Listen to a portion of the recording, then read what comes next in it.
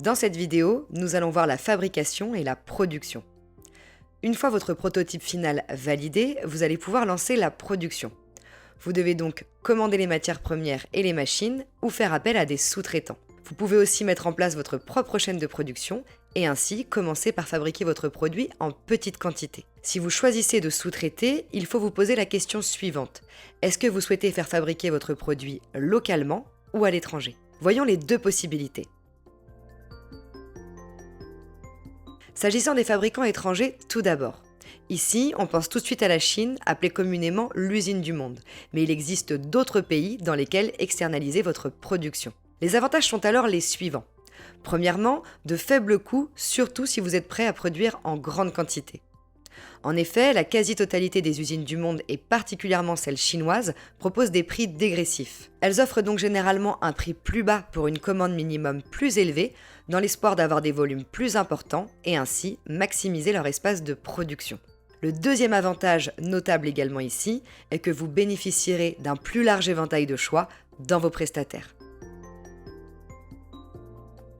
S'agissant maintenant des fabricants nationaux. Il est vrai que le prix de la fabrication et de la main-d'œuvre est beaucoup plus élevé, et il est parfois difficile de trouver des prestataires et des matières premières, surtout pour une technicité particulière. Toutefois, d'autres avantages sont à relever. La communication est souvent plus facile, la livraison est plus rapide et moins chère, et enfin, il est plus aisé de vérifier la qualité et de rencontrer le fabricant en personne. Notez également que faire fabriquer votre produit localement amène une valeur supplémentaire dans votre image de marque.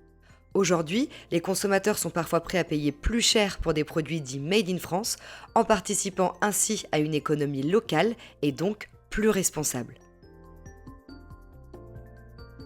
Une fois décidé entre fabrication nationale ou étrangère, il faut encore savoir où trouver ses partenaires. Deux choix s'offrent à vous, en personne ou en ligne. En personne, vous allez pouvoir les rencontrer dans des salons, via le bouche à oreille ou encore en demandant directement des contacts à d'autres créateurs.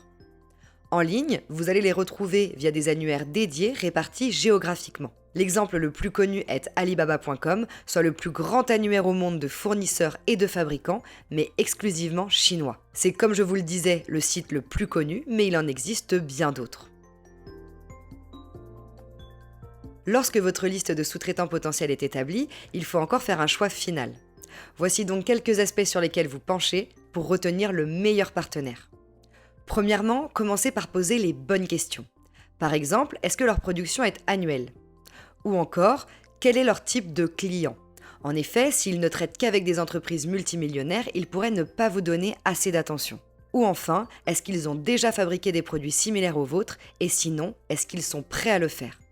Deuxièmement, le prix. Il est évidemment très important, mais vous n'allez pas forcément vous diriger vers l'offre la moins chère. L'équilibre entre le prix et la qualité reste primordial. Or, le meilleur moyen de savoir si la qualité est au rendez-vous est de demander un échantillon de précommande. Notez ici que cet échantillon de précommande, encore appelé échantillon de pré-production, découle directement de votre prototype. Sa qualité détermine donc généralement la qualité de la production en série qui va suivre. Troisièmement, la communication. Elle doit être bonne.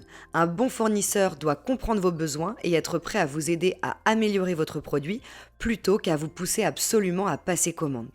Surtout, trouvez quelqu'un de patient car vous êtes sur un nouveau projet et les changements peuvent être fréquents. Enfin, la certification d'usine. Demandez à vos sous-traitants potentiels si leurs usines ont déjà obtenu certaines normes. Par exemple, ISO 9001, BSCI, etc. Il n'est évidemment pas nécessaire d'avoir obtenu toutes les certifications, mais plus l'usine en dispose, plus ses produits ont été testés et approuvés. C'est donc logiquement un gage de qualité supplémentaire. Obtenez ensuite des devis séparés pour un volume supérieur et inférieur à votre volume cible. Cela vous permettra d'anticiper les coûts en cas de pointe ou ralentissement de vos futures ventes. Une fois toutes ces informations obtenues, il est temps d'aller à la table des négociations et de conclure un accord. Cet accord signé, vous pourrez enfin passer votre commande. À noter toutefois ici que vous aurez à payer une partie du solde dû avant le lancement effectif de la production. Suivant les traitements, vous pourrez alors recevoir vos produits sous quelques semaines. La Jeune Pousse est encore à vos côtés dans cette étape pour trouver le meilleur partenaire.